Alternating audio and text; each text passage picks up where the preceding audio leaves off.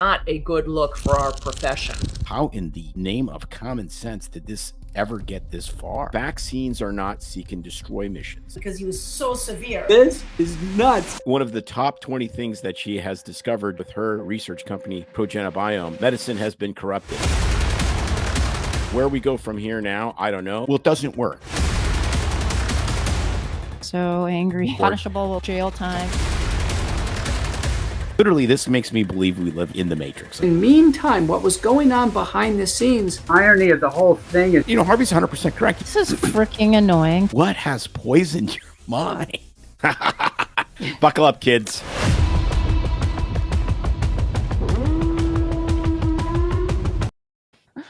All right, welcome back, everybody, to another episode of BS Free MD. And today we have a special guest with us, like all of our guests who are special, Dr. Kevin Stillwagon.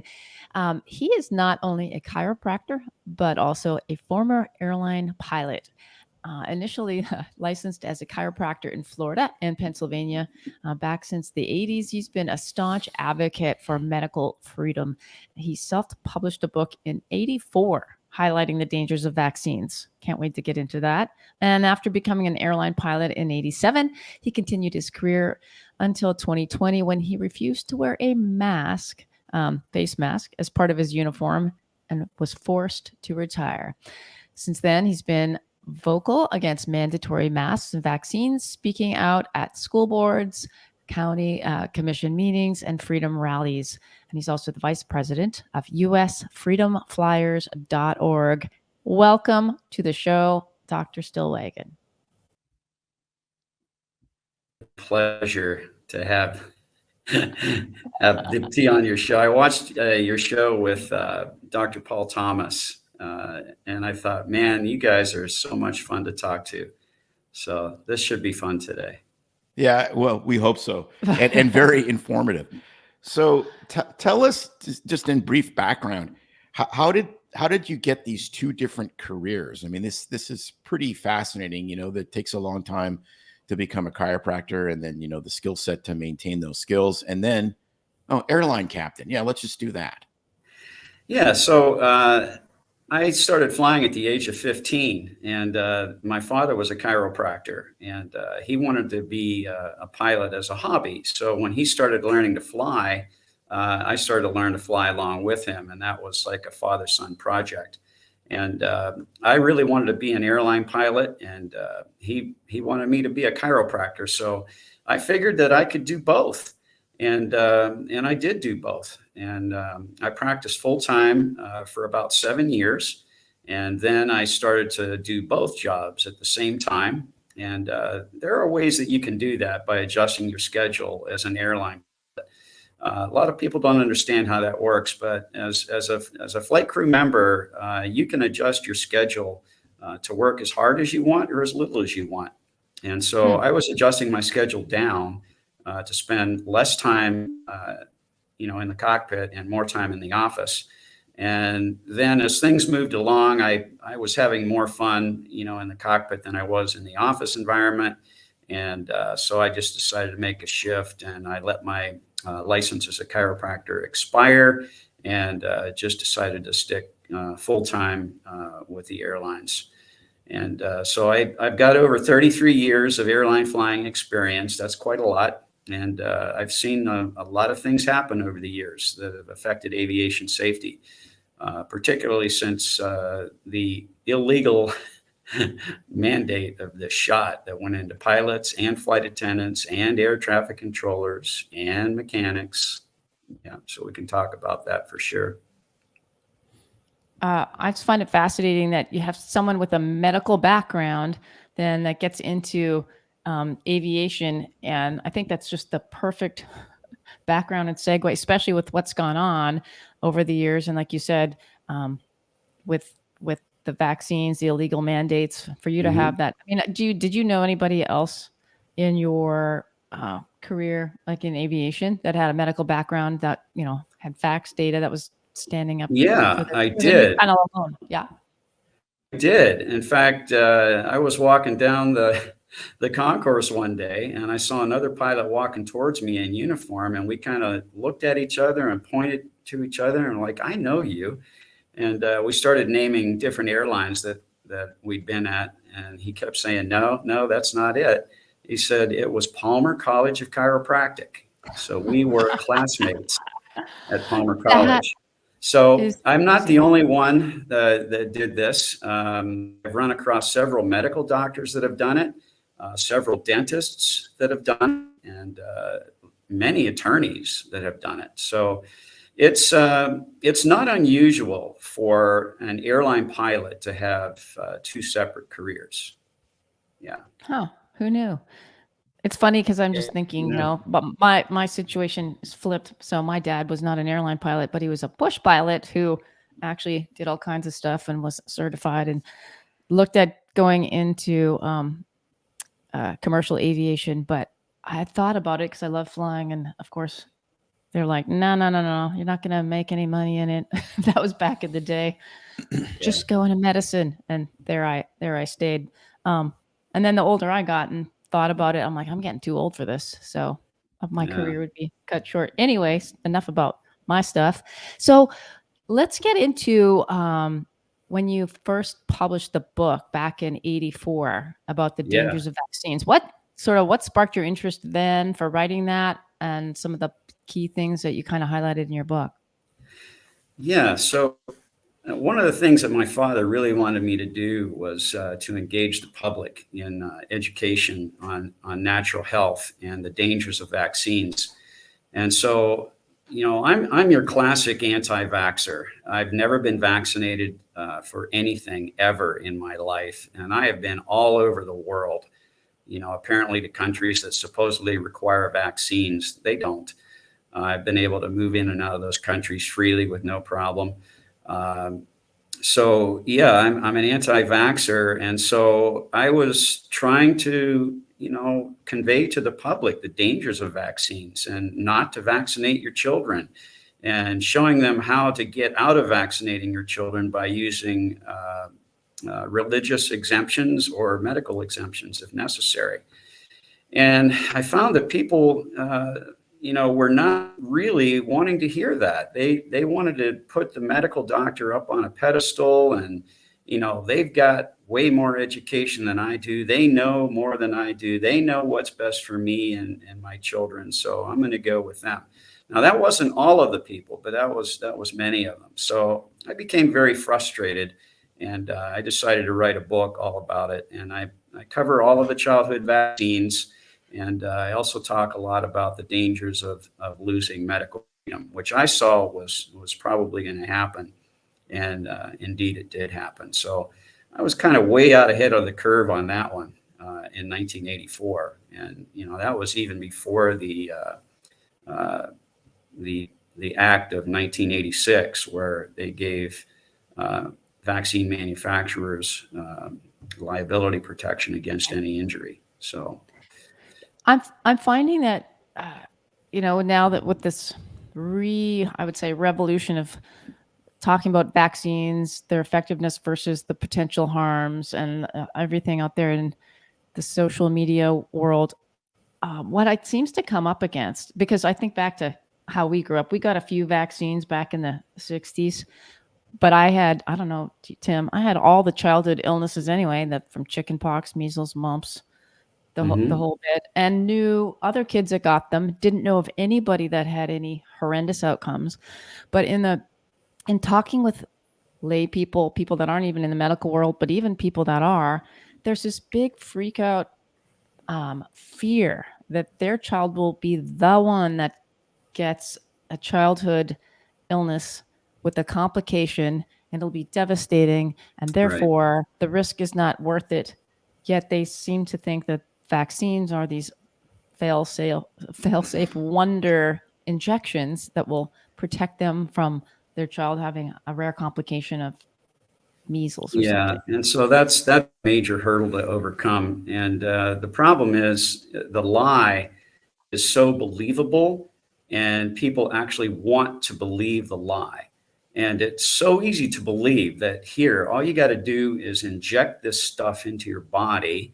it will make antibodies. It does. And the antibodies will protect you. They don't. And that's the part that is my job to educate people on. And, people are starting to wake up to this. The first part of it is that these antibodies will protect you from getting infected. Well, we saw what happened with the COVID shot. And even publicly, Deborah Birx and Tony Fauci had to both admit that, no, this shot will not protect you from becoming infected. If you get the shot, you can still get infected. And yes, you can still spread it to others. And the biological reason for that is very simple. It's because, people want to follow the science. What does the science say? The science says that if you inject something into your body, a foreign substance, your body will make antibodies. It most certainly does. But the key is those antibodies are serum antibodies. They're always inside of you. They're circulating in your blood and in your lymph. They cannot prevent something from getting inside of you. That infection. Anything that crosses the epithelial barrier that separates the inside of you from the outside, once that happens, you are infected. The antibodies are there to react to the infection. They cannot prevent the infection. So I think most people now understand that. But really, the part that people need to understand is that the antibodies cannot prevent the illness from getting worse. They can't do that either. And the reason is because the antibodies that are created from these shots called vaccines, they are not full coverage antibodies. The only way that you can get full protective coverage of antibodies is to have a natural infection. It's got to come through the epithelial barrier so that the cells that guard the barrier can experience the whole thing, whatever it is, all of it. And by doing so, they train the T cells, and the T cells are what gives you memory for the future infection. And the T cells are also what trains the B cells to make those well-rounded, full coverage antibodies. So here's the problem that most people don't get. When you inject something into your body, okay, there is an immune reaction. And what happens is B cells, the cells that actually make the antibody, they can actually detect what was injected, and they will react immediately to that and start creating antibodies against it. But they're suboptimal antibodies. They're not the complete antibody that would be necessary to protect you. The well-rounded antibodies come from the T cells, and the T cells absolutely cannot detect or see or react to something that is injected into you at all. They can't do that. They have to be presented with chopped up pieces of whatever that was. And that happens through what are called antigen presenting cells. And one of those antigen presenting cells is called a dendritic cell. And the dendritic cell can, in fact, detect what was injected. It chops it up into smaller pieces. It presents that to the T cell, and then the T cell will help the B cell to form a perfect antibody against it. So the problem is when you inject something into your body, a foreign substance, it's called an antigen. And when you inject too much of this stuff, the cells will react to it immediately and start cranking out suboptimal antibodies. Those suboptimal antibodies can be dangerous. And the reason is because all antibodies are shaped like the letter Y.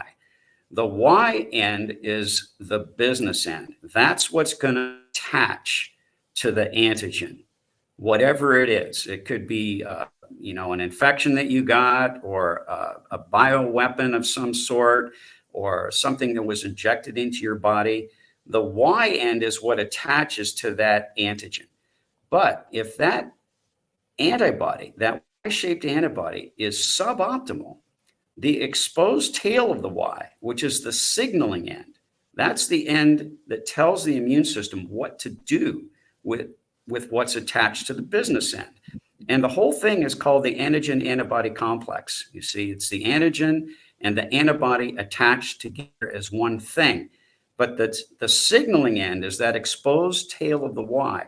If it's a suboptimal antibody, which is what you're going to get with these injections, the tail of the Y can signal the immune cells to take in the antigen antibody complex. But instead of destroying it and eliminating it from your body, that immune cell will allow that antigen to be replicated. There will be more copies of it made. They will be released back out into the blood and into the lymph so that they can infect other cells and other tissues.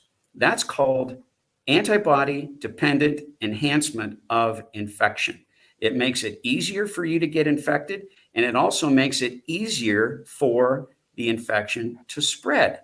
And this is why people like Joe Biden that got 6 booster shots can't figure out why they continue to get infected with what they were supposedly injected against. That's called antibody-dependent enhancement of the infection. It's dependent upon the antibody because the antibody is suboptimal. But it gets worse than that, because the second part of the lie is that the antibody will protect you from getting severe disease symptoms. Well, that's not true either, because if you continue to inject yourself with these antigens, you're going to have so many suboptimal antibodies floating around in your blood and in your lymph that the next time that you get infected, and you will, you have so many of these antibodies that they start attaching to the invader by 2s or 3s or 4s instead of just 1.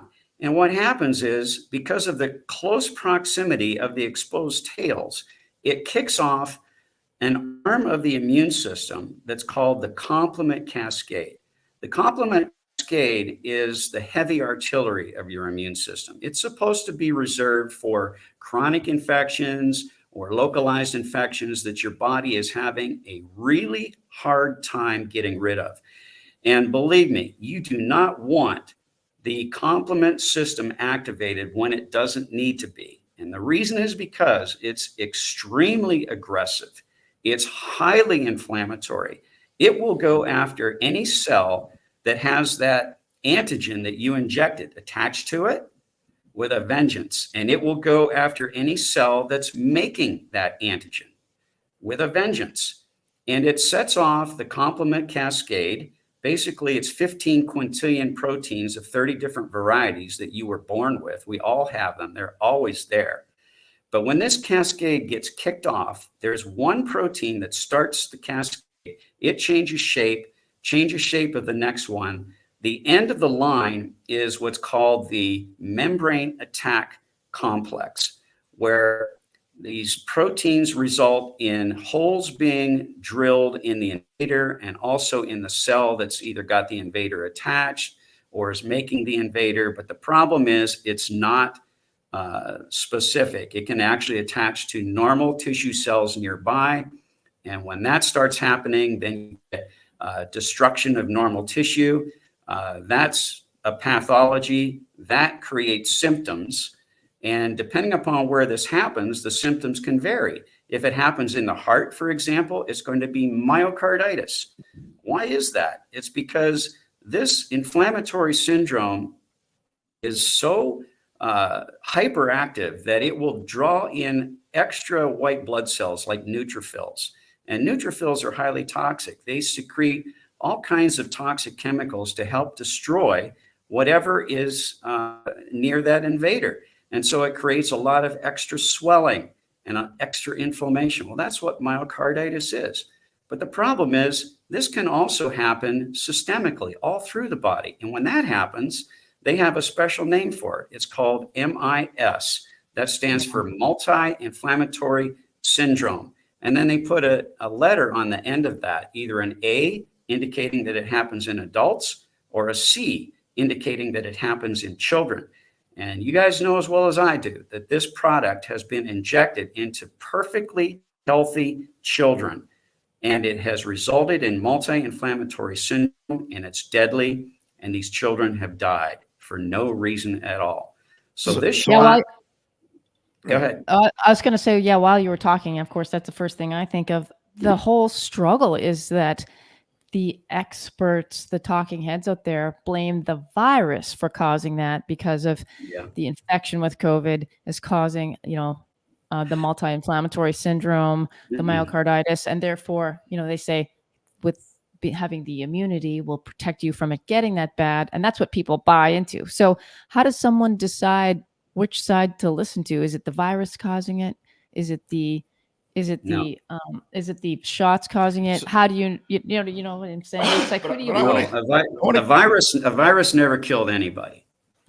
That the thing that is deadly is the immune reaction to whatever the invader is, the virus or whatever you're injected with. The immune reaction to that, and I kind of talked about that, that's what results in the tissue damage. And the tissue damage, if it gets bad enough, it can be deadly, especially if it happens in the lining of your lungs called the alveoli. You start to have destruction of that layer inside of your lungs, and that causes interstitial fluid to start leaking into your lungs. And it makes it hard for you to breathe. And that's called pneumonia. And that exposes the inside of your lungs now to other bacteria. And now you've got a pneumonia infection, and this can be deadly. So it's not the virus, it's the immune reaction that's causing the tissue damage that results in the symptoms. And if you don't get this under control, it can be deadly. But it's interesting because I think that I don't entirely agree with you, which is perfectly fine. But I think that there's two elements to the vaccine question that I think are really important for people to understand from a 30,000 foot level, and you are a pilot. Number one is there's the virus itself that you're vaccinating against. That's critical. So this idea that you can shove something in somebody's arm and protect them from a respiratory virus, when the way respiratory viruses get in is almost exclusively through your nose. So you need that endothelial immunity, the humoral immunity of your mucosa. So it's kind of a fool's errand to think that you're going to get a flu shot in your arm and it's going to prevent getting the flu from somebody coughing on you. But the other side of this is there are some vaccines that have been shown with very, very good data that were really effective. And if you look at the work of Peter Abbe in Africa, where they were vaccinating with the old live measles vaccine, that's the critical element to this, in children that were absolutely vaccine naive. They started doing this back in 1978. They showed a direct cause and effect. Kids that got native measles and survived, or kids that got the live vaccine, actually had better all-cause mortality. So they didn't just die less of measles, they died less of lots of infections. And so they went down this rabbit hole, his group. They're Danish physiologists or something. And they said, okay, what vaccines have all-cause mortality benefit? And the only three they could show were live measles, oral polio, which makes sense because oral polio actually gives you immunity to where polio comes in because you eat polio, and the BCG vaccine, which hasn't been given in North America for probably 70 years. So the thing that was interesting, though, where my head exploded, was all three of these vaccines haven't been on the childhood vaccination schedule for decades. And then you go down what are we doing with the childhood vaccines now? And we're using these super weak versions of the virus and then adding these adjuvants like aluminum or mercury or whatever to stimulate the immune system. And yet there's been zero studies on all-cause mortality in these vaccines and zero studies on whether you can combine 6 shots together and whether that works better or worse or causes downstream neurodegenerative problems or autoimmune disorders or any of this. And so there's actually really good vaccine data for 3 vaccines. And there's essentially zero vaccine data for the childhood vaccination schedule. Yeah. And I mean, it took me years and years to get to this point, but you're like, holy crap. Yeah, you covered a lot of territory there, and I will tell you that the oral polio vaccine that was used and the rotavirus vaccine, which is also oral, and you nailed it. It goes through the epithelial barrier in the gut lining the way a normal infection would, and when you do that, you get that well-rounded protection. And you also get what are called secretory IgA antibodies that are secreted back out into the mucosa. And these are specialized antibodies that can actually block future infections from happening. So yeah, they did provide not only well-rounded antibody training and creation, but they also provided that secretory IgA protection of infection. But the problem is you cannot reliably control the strengths of those vaccines. And they found that out the hard way, especially Bill Gates, when he decided that he was going to eradicate polio from the face of the earth. And he went into certain countries or areas of India and Africa and with these very aggressive oral polio vaccine campaigns, and ended up creating worse polio that existed before he even started. And the reason is because you cannot reliably control the strength of these products that are called live vaccines. And they're not live because viruses are not living things. They call them live because they're putting in the whole thing, all of it. And so this is why I think you're going to see a shift towards mucosal, inhalable vaccines, because they're going to try to get the antigen through the epithelial barrier, through the nasal lining or through the upper respiratory lining, so that it will create these secretory IgA antibodies to give you protection of a future infection. That makes sense, but the only way that they're going to be able to do that is by using the entire virus, the whole thing. You can't just use a little piece of it because, and I heard you talk about this, Tim, when you talk about original antigenic sin, because you're gonna train those T cells, which are going to first experience what's coming through that epithelial barrier. And if they're not seeing the whole thing, if they're only seeing just a little piece of it, and that little piece gets changed by future mutations, then you're not going to have that protection anymore. It won't be there because you've trained your T cells to be looking for the wrong thing. They're looking for what's being injected or inhaled through the lining, not the real thing. That's a significant problem that they're going to have to overcome. So again, the only way that you can get that full, well-rounded protection is by experiencing that natural infection. But people are afraid of that. And, May, you mentioned it. People are scared to death. They hear polio and they immediately think, oh my gosh, my kid is going to be the one who's going to end up, in crutches.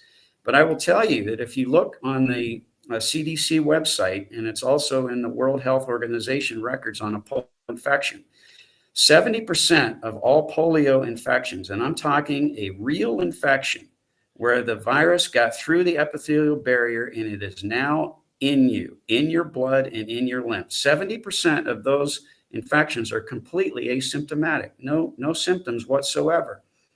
24% of them are going to have symptoms of the common cold. 4% are going to have what's called temporary flaccid paralysis, right, which looks scary, but it totally resolves itself and it goes away within about 5 to 7 days. Less than 1% are going to develop the lasting paralysis. Less than 1%. And what kind of people get that? Well, it's the people that have immunosuppression. And what does it say right in the vaccine package insert? Do not give this product to a person who is immunosuppressed. Why? Because it's going to provoke the disease that it's trying to prevent. Does that make sense?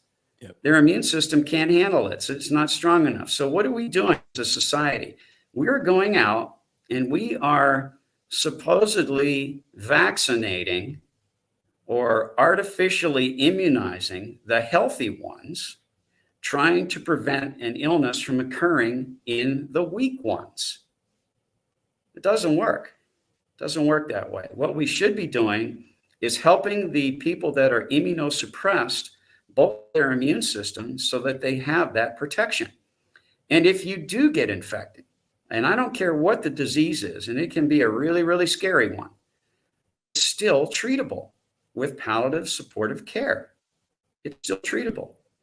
Well, it's we're back better off treating and people that experience these infections and are not handling them properly than injecting something that puts their immune system at risk, especially with the adjuvants that you mentioned, which are highly toxic. But what's really crazy is, we started doing all this stuff, 75 years ago or whatever. And then you look at, okay, like the tetanus shot. Well, the key to tetanus is early diagnosis, which is a challenge because tetanus can be hard. It's kind of masks itself before it presents as full-blown tetanus. But you can treat it with antibiotics. I mean, that's the reality. Pertussis is the one that's really puzzles me because we've been giving all this pertussis vaccine and there's still pertussis outbreaks. But again, you have to diagnose it. If you diagnose it, it's really easy to treat. It's fabulously easy to treat in children that aren't infants and adults because it's a Z-Pack, for God's sake, and they're better. And so, I mean, there's this kind of overblown fear porn that just gets crazy. Yeah. But I want to take the fear porn to the next level, which is the mask issue with COVID and how you somehow just said, I've had this multi-decade career as an airline pilot, and I was willing to say this is a hill I'm going to die on. Like, so tell us that story because I find that incredibly fascinating. Yeah, I just, I learned early in my training, and you did too, that a face mask, a surgical face mask or a cloth face mask cannot stop an upper respiratory infection. It's absolutely possible. It's designed to trap droplets. And people say, well, it's good. It traps droplets. Well, that's exactly the problem. When you trap droplets in a mask and you're wearing that mask for an extended period of time, and that's what they wanted people to do. They wanted to wear these things for, 5 hours on a coast-to-coast flight. You're continuously building up other pathogens in those droplets. You're exposed to all kinds of things all day long. It's estimated that we all inhale about 100 million various viruses every single day, whether you're wearing a mask or not. You can't stop that from happening any more than you can stop the ocean tides. And so you're starting to trap other types of bacteria, other viruses, spores, pollens, fungus, you name it. It all gets trapped in the droplets. And what are you doing? By continuously wearing that mask for hours and hours and hours, you're constantly exposing your upper respiratory tract to more potential invaders.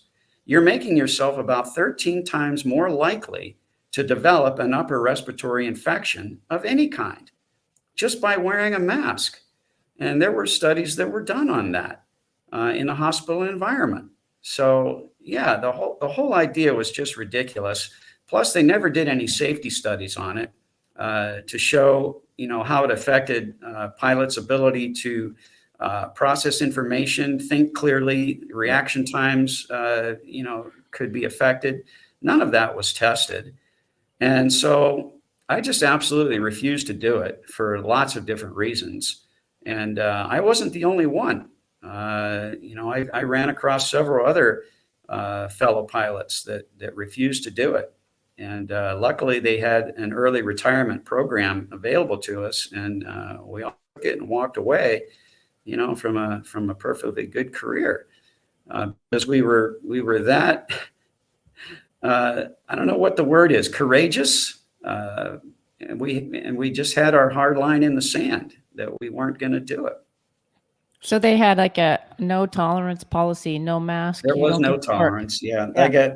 they called me on a layover. On one of my favorite layovers in Boston. I really enjoy, walking around Boston and running around along the river there. It's just a fun place to be.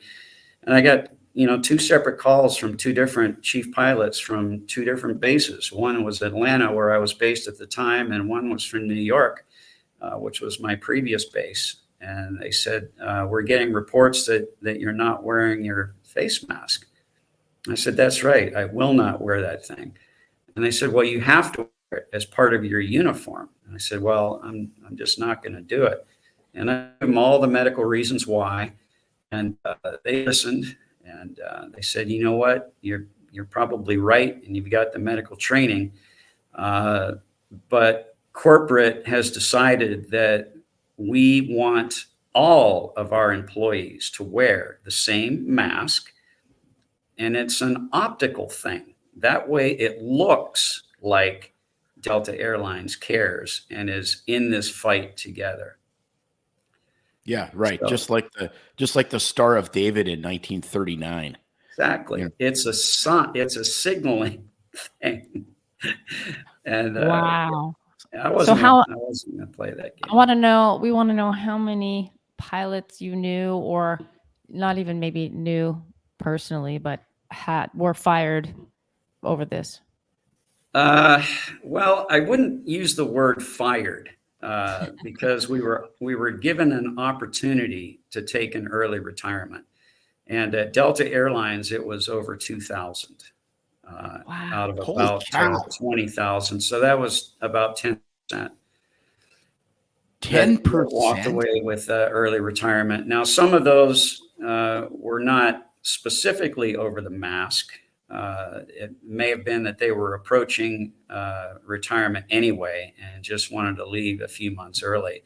But I do know many that had like 5 years remaining, and they were getting up to the pinnacle of their career. And I was too. I was just getting ready to upgrade to the wide body Airbus, which is a significant increase in pay. And so, I walked away from that, and a lot of other pilots did as well. And I knew damn well that a mandated shot was going to come really closely after that. And it most certainly did. And so I started to speak about it right away at, school board meetings and county commissioner meetings. And some of my rants got pretty viral on the internet, and I just kept it going, and I still speak out, and I will never stop, because they're going to try this again. Hell yeah. They will. You'll see. So where did that moral courage come from? Like, were you the kid in school that, was like hard to discipline? Did you go to the principal's office all the time? Were you the ultra like you? I didn't go to the, like, where did this come from? Because I find it fascinating, because we see people's courage. Everyone thinks that if they were in 1939 Germany, they would be the one with Anne Frank in their attic, when in reality, they would be the one beating the pots and pans at their front door, getting the Gestapo to haul her ass out of the attic. That's the reality that we live in. And I was at work yesterday, and you see these people, and they come in, and it's like, my son has COVID. I now have the symptoms. I'm like, well, then you probably have COVID. I mean, that's common sense. But I just got a shot last week. So you're on shot 6, 7, or 8. And I just sat there and I go, like, where is the common sense? Like, this clearly doesn't work. So even if you completely believe that it worked for a short time, or it keeps people out of the hospital, if you're an otherwise healthy person, why would you keep exposing yourself to something that clearly doesn't do what it's supposed to do? Let him answer the first question. We want to know if he's a rebel. Yeah, Were you a rebel? They want to believe the lie. That's the problem. Yeah, and exactly. my job is to convince people that it is a lie and how to see through that. But anyway, where did the courage come from? I think it's in my DNA. I did a lot of family history on my family, and especially on my father's side. And it goes way back. And my family originally came over from Germany in the 1700s, right before the Revolutionary War. And all of my ancestors signed up to be in the Revolutionary War, and just valiantly fought for freedom. And it continued, in every war that happened after that. I had close relatives that absolutely, wouldn't tolerate loss of freedom, and so I think that's kind of where it comes from. I value my freedom. I like, freedom to do what I want, freedom to choose. And I think everybody should, continue to have those freedoms, including shots. If you want to go out and get a shot or 5 or 6, go for it. But I want to put a little caveat on that. The product's got to be safe. This product absolutely is not safe. It's not safe. It shouldn't even be on the market. It's contaminated with all kinds of stuff. DNA, we found out, that can actually integrate into the human genome. And who knows what we're doing to future generations. We're not going to find out until years from now. That's a significant problem. Well, so, that's what happened with the polio vaccine. Say again? With the polio vaccine. So the original batches of the polio vaccine, they used monkey kidneys to culture the virus, because it was a quote live virus vaccine. Yeah. And they had no idea that there was, well, first of all, we had no idea that viruses can cause cancer, that there's, oncogenic viruses. Right. And then there was the simian virus that lots of monkeys had that gave monkeys no symptoms of anything. But unfortunately for humans, if you're infected with this, you get a solid tumor cancer 35 or 40 years later. And again, correlation does not cause causation, but correlation makes you scratch your head and hopefully do a study. You see all of these people that were vaccinated in the late 50s and early 60s, and then all of a sudden that demographic in the early 90s ends up with a spike in solid tumors. And you go, well, where did those come from? Well, obviously from, eating, not being vegan, obviously, right? Yeah. So that SV40, that was a problem. And you're right. It didn't show up until, years down the road. And there's part of that SV40 is in this shot. Yep. We know that now. And we need to find out why that's in there. There's no reason for that to be in there. Why did they put that in there? It may have something to do with the fact that it can actually act as a chaperone to pull some of that genetic material directly into the nucleus of the cell. And then that's how it gets integrated into our genome. And is this being done on purpose? Kind of looks like it might be. There's certain elites, and this has been around since the early 70s, that think that there's way too many people on this planet. And they want to do whatever they can to limit the expansion of the population, which is against, what God said, be fruitful and multiply. And they're trying to do the exact opposite, all kinds of crazy ways. And these toxic vaccines is one way to do it for sure. Yeah. And they're killing people that are elderly with these shots, and they're also affecting fertility rates, and miscarriages are on the rise as well for people that get these shots. Mm-hmm.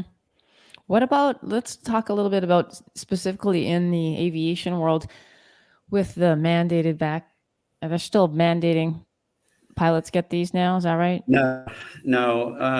In fact, there were only 3 large airlines that I know of that absolutely mandated the shot for all employees. And that was United Airlines, Hawaiian Airlines, and Alaska Airlines. Delta Airlines never did technically mandate the shot for any of its existing employees.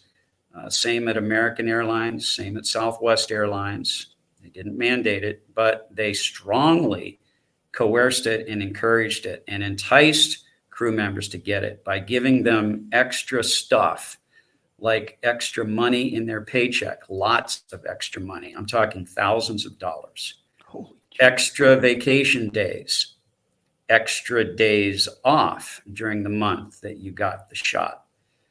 And they illegally penalized pilots and flight attendants that did not get the shot by making them pay more for their health insurance, which is also illegal.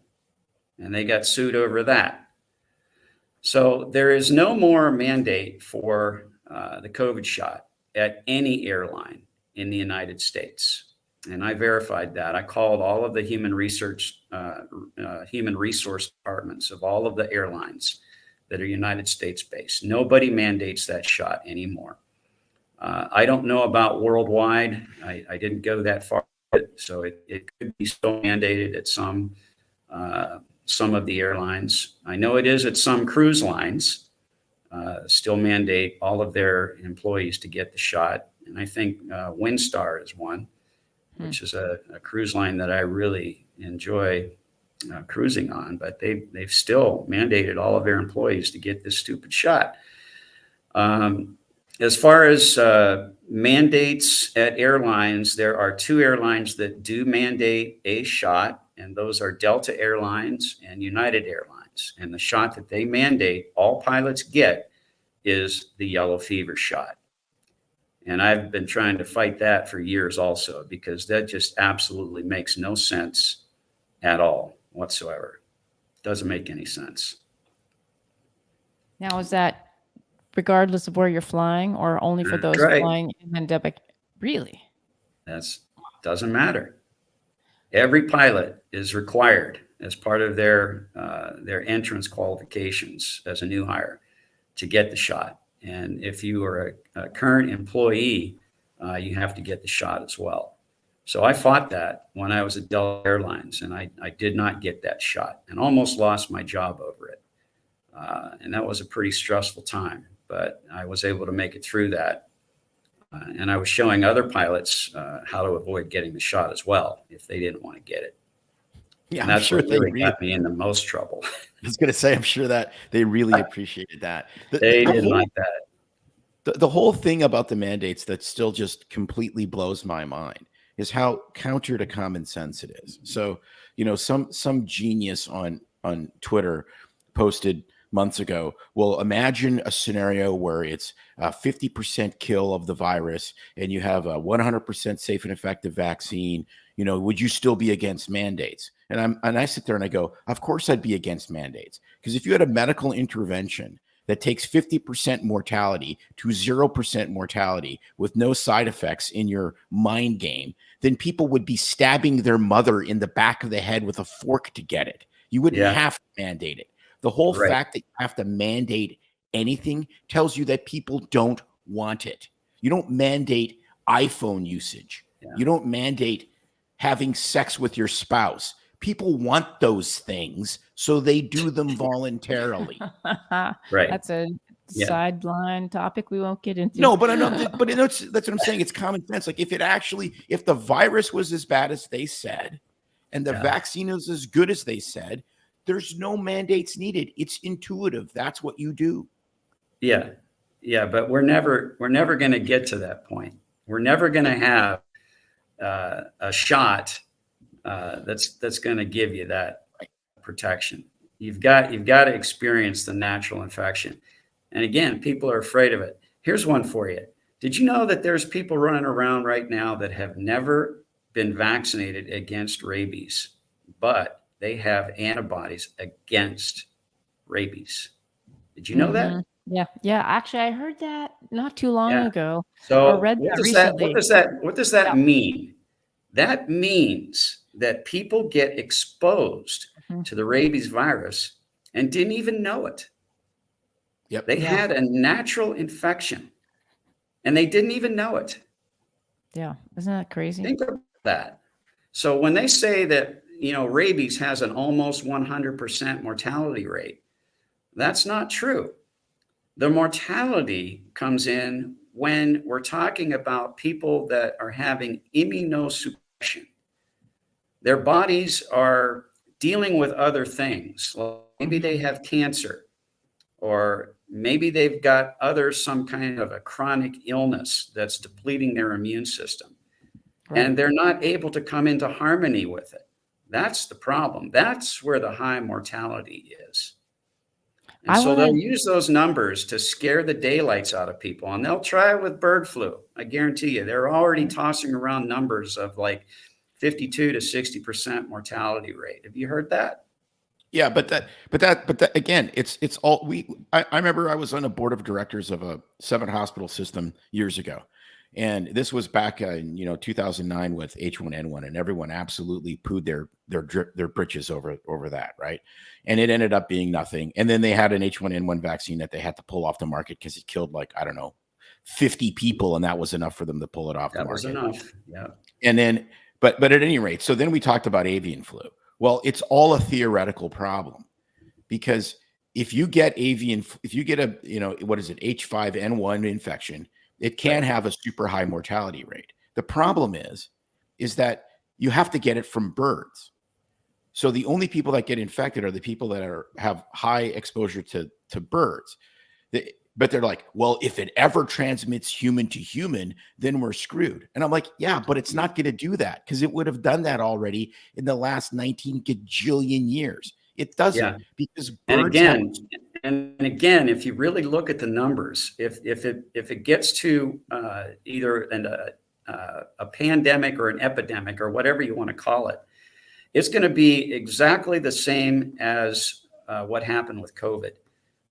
Most people that get exposed won't even display symptoms, and those that do are going to be mild, and it's going to be a small percentage of the population that's going to have trouble.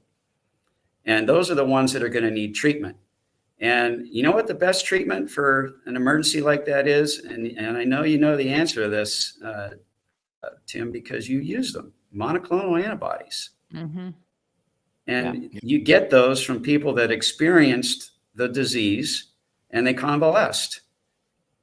And you know what? The federal or the Department of Defense actually acknowledged this decades ago, and I wish I could find the document where they actually declared that the best countermeasure for any bioterrorism activity or toxin or bioweapon, the best is monoclonal antibodies. That's the best countermeasure, right? And May and I both. I did it a little longer than she did, but we were in the startup clinic, as we've mentioned in other shows, and we treated probably 1,000 people in our little rinky-dink clinic with monoclonal antibodies. And I'm telling you, when you had the right monoclonal antibody with the right COVID variant, people would be getting better in hours. It was absolutely like pixie dust. Yet somehow we pushed the vaccine and we didn't push this. Like I would be screaming at people. I'm like, why can't you get this in 7-Eleven? I mean, but do you see how easy it is to believe the lie? Because the antibodies can be powerful, but they got to be the right antibodies. And you nailed it. But you don't get these antibodies from injections. You don't get them that way. No, you get them from a convalescent individual that experienced the whole thing. That's where you get and them.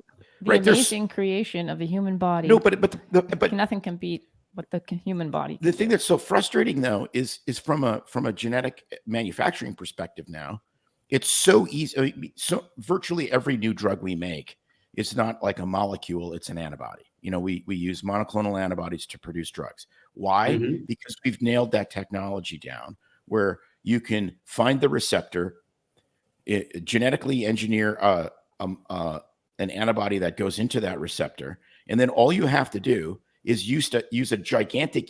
They don't even use E. coli anymore. They use a yeast fermenter. It's basically like making beer, and the yeast just craps out all of these antibodies. You filter that out, and you have it. Like if you look, I mean, it was a sub note in COVID, but we had 5 or 6 different monoclonal antibodies, and they would modify these literally within a couple weeks of a new variant. It was, if that was the thing that was pushed and you really, really cared about saving people's lives, it wouldn't have been remdesivir. It would have been Zithromax steroids, monoclonal antibodies, and a pat on the head, because you would have been feeling better.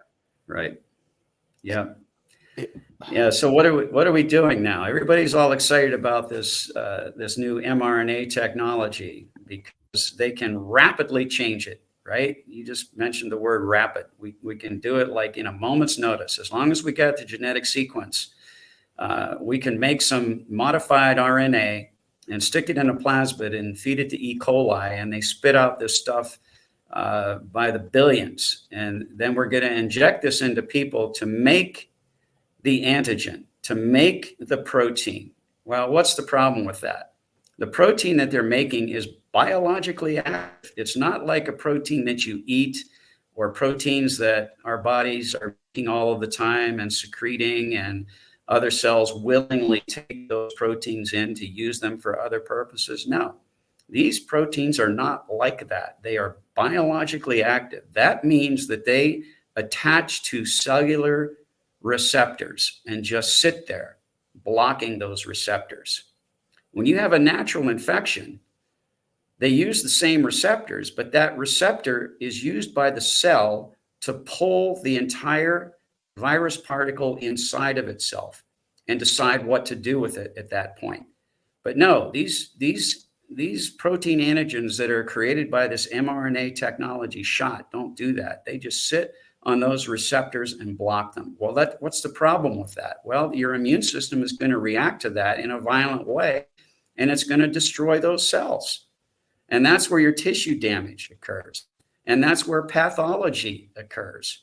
And so these mRNA platform shots are going to create pathology every single time, every time. And it's going to vary from person to person. Why does it vary? Because number one, you can't tell where the tip of the needle is when they push the plunger. So that's going to be variable. Number two, you don't know if the mRNA that's in the shot is actually viable mRNA. It's got a shelf life. So some people are going to get injected with stuff that's not going to do anything. Plus, you've got cellular differences in people based on their pH. The way the mRNA technology works is your cell has to have a certain pH in order for that injectable liposome or lipid nanoparticle to open up and allow the mRNA to escape. Well, everybody's different. So some people that get injected with this stuff are going to make loads of it. And other people that get injected aren't going to make, quite so much of it. So there's so much variability involved here. And that's another problem as well. They're trying to fit everybody into the same mold, thinking that, just inject this and it'll make antibodies. It does. But, some people are going to get the wrong kind of antibodies or too many. Yeah, this is not a good concept. We need to get over it.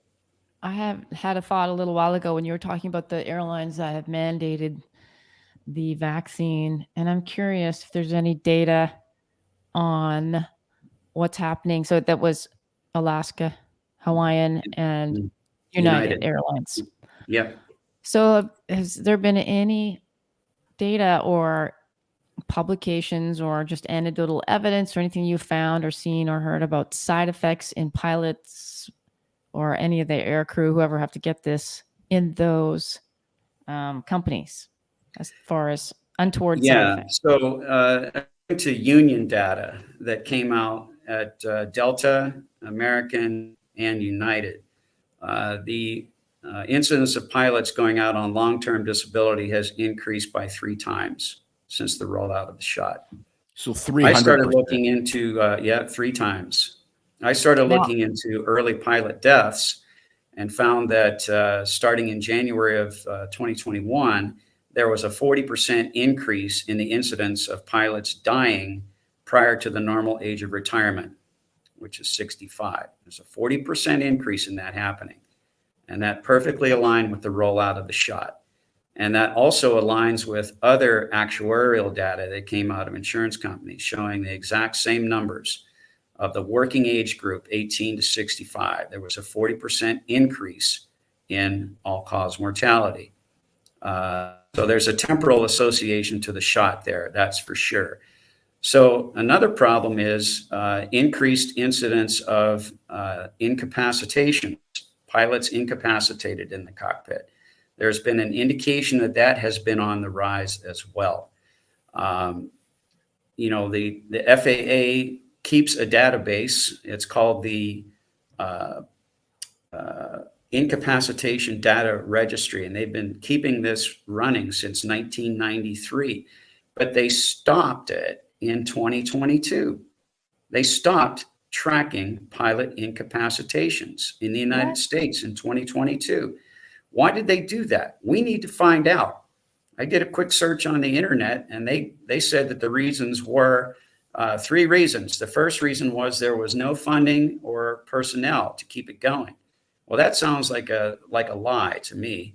Number two, they said that the way that the incapacitations were being reported was too variable, and it left too many gaps and too many inconsistencies. My gut feeling is that they were increasing. They were significantly on the rise, is what I think is happening. Can you define for us incapacitations in the cockpit? Yeah, so because, pilots a lot of people think drunk or Yeah. falling asleep at the wheel. Yeah, so pilots are trained for incapacitation of the other pilot, and we always have been for decades because we know that it can happen. You know, a classic example is food poisoning, and you know that can incapacitate a person, and you're unable to perform your duties as a crew member if that happens. I mean, it makes you really sick, and that's one of the reasons why it's written in all flight ops manuals, and hardly anybody follows this rule, but it is in there that when pilots are on a layover together, they're not supposed to eat the same food from the menu, because they're trying to prevent the possibility of the next day, you know, having both pilots go down with food poisoning type of scenario. So we are trained for pilot incapacitation. And I can tell you that either pilot is perfectly capable of safely landing that aircraft and getting it to the gate, even if the other pilot is dead or has passed away in the seat. The problem is the possibility of both pilots being incapacitated. Now, I admit that that's going to be a very, very rare event, probably almost impossible for that to happen. But what is a real threat is the possibility of a pilot having a seizure, a full body seizure. And this has happened in the past. And I've got documents that clearly show this has happened in the past. And it puts in a full flight control input that is unexpected, and the other pilot is not going to be able to overcome control input, and that could cause loss of aircraft control. And if this happens during a critical phase of flight, like during the takeoff phase or during the landing phase, you're not going to have the altitude required to recover from that, and the aircraft will crash. And it's going to be a disaster. And so we now know that seizures can definitely be an adverse reaction from this shot for at least 4 pathways that I have discovered. And I write about this in my Substack. And I think I gave you my Substack address, and also on my Rumble channel. I do videos on this. I talk about mechanisms of how the shot can actually produce these problems in pilots. Yeah, so it's all there. And so what I'm yelling and screaming about is that what we need to be doing right now is screening pilots to see if they have these subtle things that are happening that may be completely asymptomatic. But there are simple tests that can be done. Like looking at the retinal capillaries, for example. If you've got microclotting or microclumping of blood cells, you can see that happening in retinal capillaries. And if it's happening there, it can be happening all over the body. Now, what's the danger in that? Well, it creates areas of ischemia where you're not getting the proper amount of blood supply, oxygen, and nutrients. If it happens in the brain, then you start to get subtle things happening like brain fog, inability to think clearly, the possibility of losing your vision temporarily. These are all called transient ischemic attacks. And, the FAA just put out a notice in 2023. It's called a SAFO, a safety alert to operators. And they're showing that there's a significant increase in aircraft incursions, airplanes getting too close to one another. And we just had an incident that just happened just a couple of weeks ago in Syracuse, where there was an aircraft on the runway cleared for takeoff. It was a Delta aircraft, and an American Airlines flight cleared to land on the same runway. And it was the American pilot that decided that this was not a good idea and said something to the controller, and the controller issued an order for that aircraft to go around. But they missed a very important part of that. When you issue a go around order to an aircraft, you're supposed to tell it what altitude to climb to and what heading to fly, so that it doesn't have an incursion with the aircraft that's taking off. Well, for whatever reason, the controller didn't do that. So this needs to be investigated. This is unacceptable. Was it brain fog? Was it inexperience of the controller? Was it a DEI issue? We need to get to the bottom of it. We need to know, did that controller get the shot or not? The FAA, they don't even care at this point. That's a problem. Whether or not a pilot or an air traffic controller, which is required to have a medical certificate to do their job, that should be a part of their medical record. Now, normally I'm against something like that. I'm against, vaccine tracking, but this is different. This is a product that was mandated illegally. It was an experimental product that goes directly against the FAA internal guidance. You will not put experimental products into pilots or air traffic controllers. Well, they did. They did that. We need to find out why, and we need to track who got the shot or not. When did you get it? How many did you get? When was your last booster shot? This needs to be all entered into the pilot's permanent medical record. That way we can at least have a baseline to start tying these in to incidents that happen like this, you see. Absolutely. So yeah, it's a significant problem, and there has to be some significant changes that happen. And that's kind of why I decided to become more active in the organization that you mentioned earlier called usfreedomflyers.org. And I'm the vice president of that association, and I'm encouraging anyone who's interested in flight safety, which would basically be anyone who sets foot on an aircraft. Should be. Please join US Freedom Flyers. It is free to join. That way you'll get in on our email chain and you'll see what we're up to. Some of the changes that need to be made. And we need a lot of people behind us. We need a lot of support, a lot of membership. We also need financial support. And it is a 501c3. So if you're able to donate, we appreciate that as well. Perfect. I mean, I'm just scared to get on a plane now. But when you think about it, because it could be worse. You could have the Secret Service being the air traffic controllers. Yeah, I know. I live in my bubble. Yeah, so, I want to tell you that flying is still safe. It is still safe. That's evident. But there are definite signs that safety is eroding. Mm-hmm. And the FAA knows it. In fact, I just read their latest advisory that came out. They hired an independent company called MITRE, MITRE. And because they stopped the incapacitation data registry, they're looking to MITRE, which is a company that looks for solutions for safety in large corporations of all kinds. And they're looking for advice from MITRE on what should be done. And what MITRE is telling them to do is to collect data better.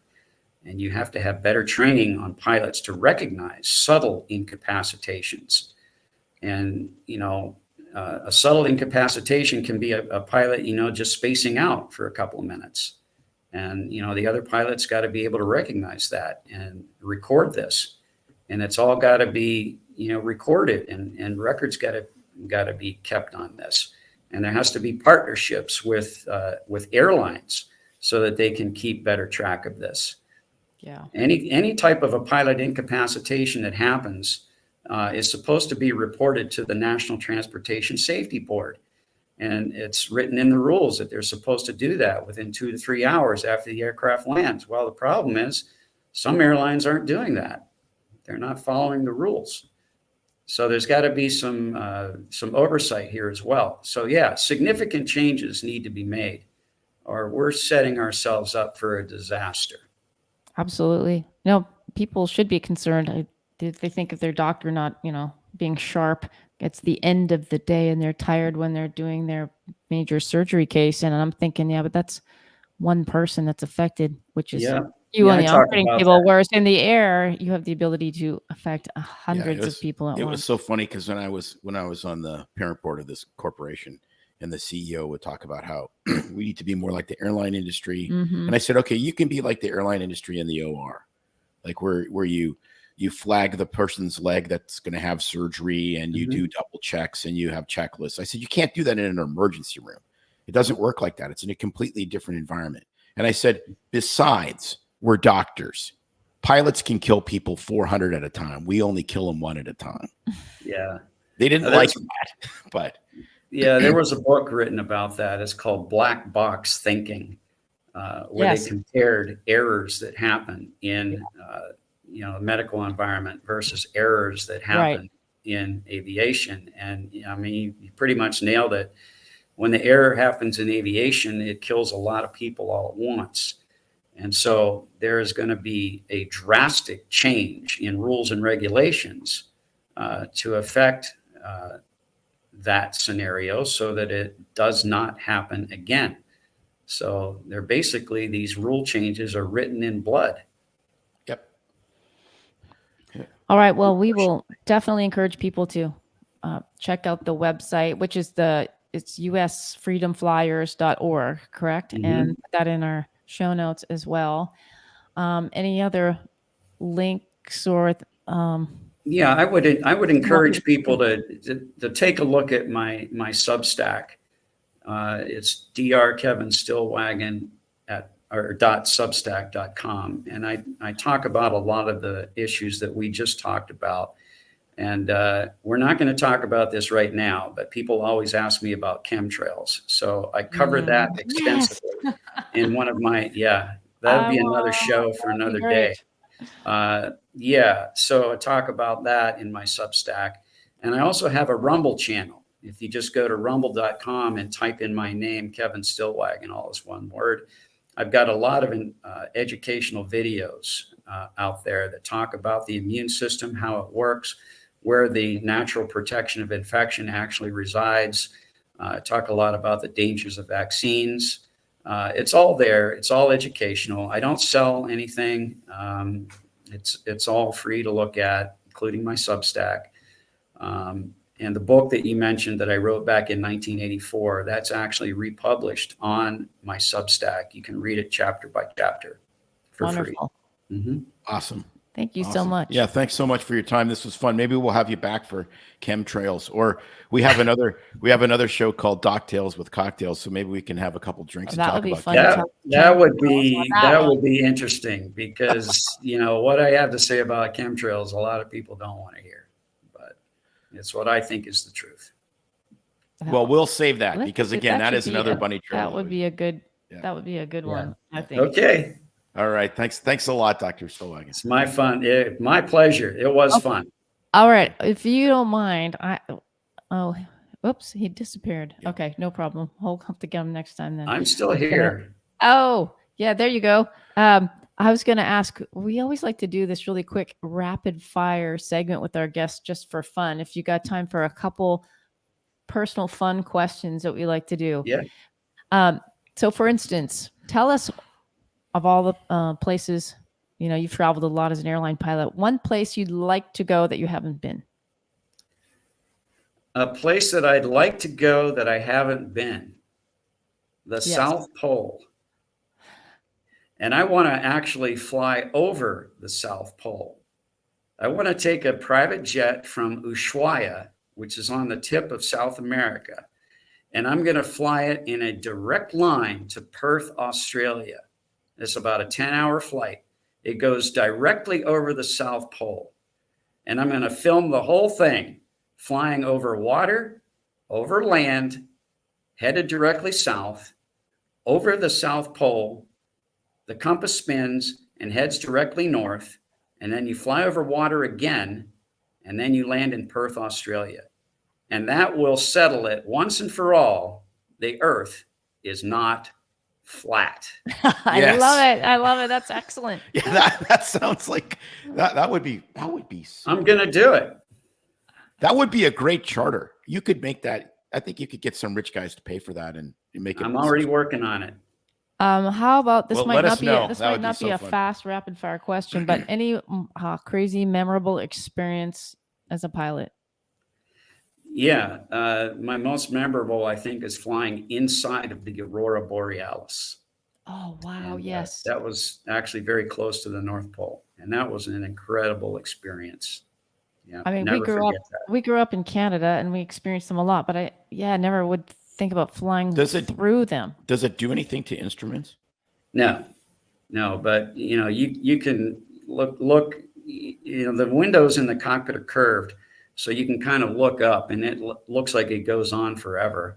And then you look down and it looks like it's literally touching the surface of the Earth. And when you look forward, it's like you're flying through this multicolored curtain. Unbelievably beautiful. Yeah. Just like you're literally going through one of those kaleidoscope things thing. of life. Oh yeah, that would be amazing. Favorite book you've read recently? I got to tell you, I used to read books all the time when I was commuting as an airline pilot.